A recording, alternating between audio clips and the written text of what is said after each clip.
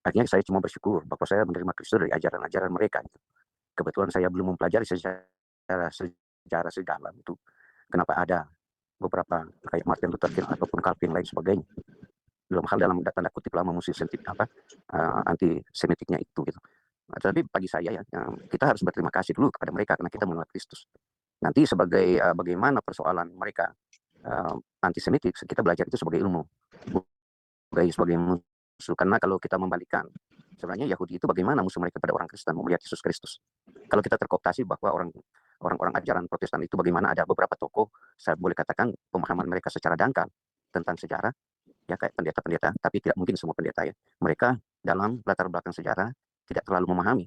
Mereka cuma sebatas bagaimana Tuhan Yesus Kristus sebagai juru selamat dan menolak keselamatan yang dibuat oleh lembaga-lembaga gereja lain yang sifatnya kayak indulgensi, keselamatan itu harus dibayar, atau kita belajar tentang 95 dalil yang diletakkan oleh Martin Luther King di Jerman, ya itu kan itu yang kita tahu, mau menolak tentang keselamatan yang salah yang dipergunakan oleh kerajaan dulu ya. Kalau secara umum ya tidak bicara tentang benci terhadap Yahudi.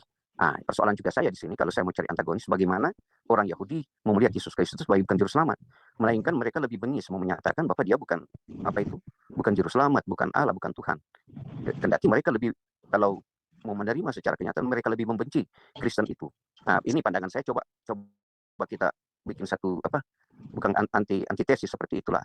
Jangan kita coba melihat hanya Kristen yang membenci itu, supaya kita tidak terkooptasi dengan satu pemikiran kebencian. Ya, kita kan ini jujur aja, bagi saya, pemahaman saya mencintai orang Yahudi. Ya, ajaran Kristus itu karena dia mengajarkan kasih, pada sentralnya di situ kita sebagai orang Kristen. Dalam hal ini saya mau menyampaikan bahwa hanya persoalan kita, masalah cara memahami sejarah itu yang berbeda, sehingga muncul kesalahpahaman kita di sini, sehingga menjadi kontradiksi, sehingga seolah-olah kita mengolokkan satu dengan yang lain. Tapi bagi saya, yang bang tadi antara doktrin dan bagi Islam itu, ya itu yang saya benci. Karena dia mau mengajar kebencian itu, yang sudah terdoktrin di dalam ajaran mereka dengan kebencian, memusnahkan dan membunuh, membinasakan. Itu yang saya memang benar-benar tidak ada kompromi bagi saya untuk membenarkan ajaran mereka. Melainkan pun itu saya akan hadapi dengan cara-cara yang kita gambarkan berperang melawan mereka secara fisik.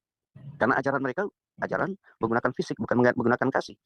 Inilah salah satu framing di pemikiran saya, kenapa saya ada kebencian, kemarahan terhadap Islam itu sendiri, yang terlembaga itu, yang sedang membantai orang, membunuh orang dengan sadisnya itu. Itu yang selalu terframing di pikiran saya. Ya, terima kasih Pak. Mungkin kiranya Pak Pastor dapat menjawab.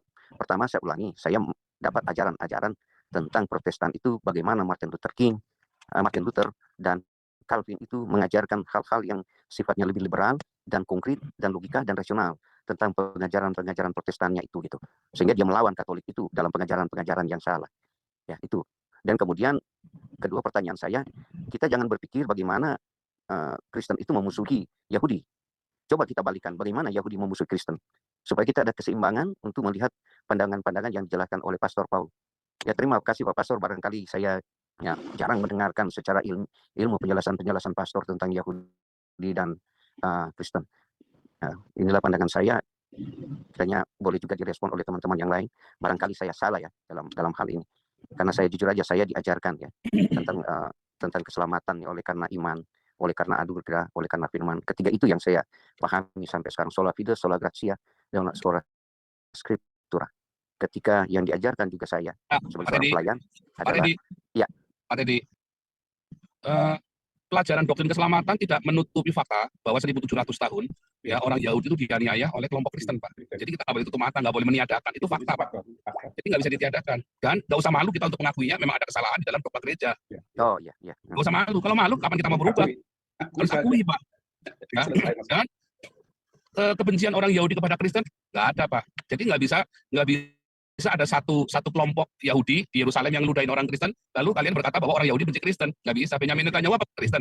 Enggak, Pak. Pak, bukan itu maksud saya. Yang tadi itu masalah antara orang Yahudi dan Kristen. Apakah mereka mengakui Yesus Kristus adalah juru selamat? Kalau tidak mengakui Yesus Kristus sebagai juru selamat, bukan berarti orang Yahudi benci Kristen. Saya tidak mengakui Muhammad sebagai nabi. Apakah saya benci sama Muhammad? Apakah saya benci orang Islam? Saya tidak mengakui Jilaihu sebagai Tuhan saya. Apakah saya benci orang Buddha? Nggak ada hubungannya, Pak. Iya, Pak. Oke.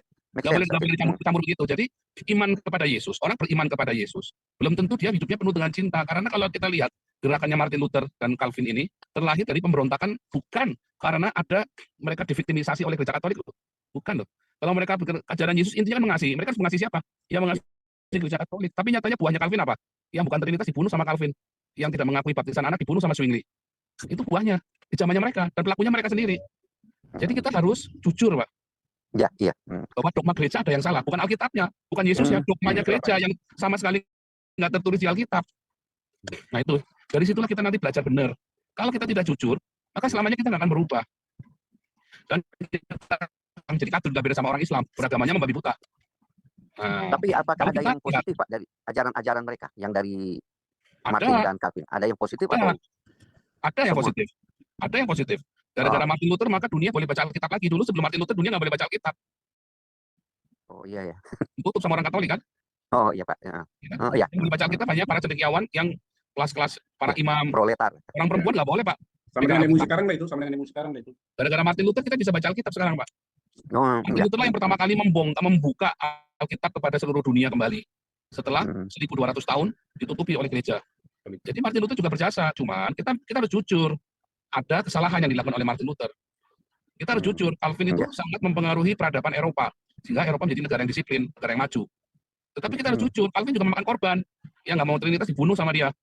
Kita harus jujur, ya. Kalau Zwingli ada baiknya nggak? Ya saya nggak tahu kalau Zwingli.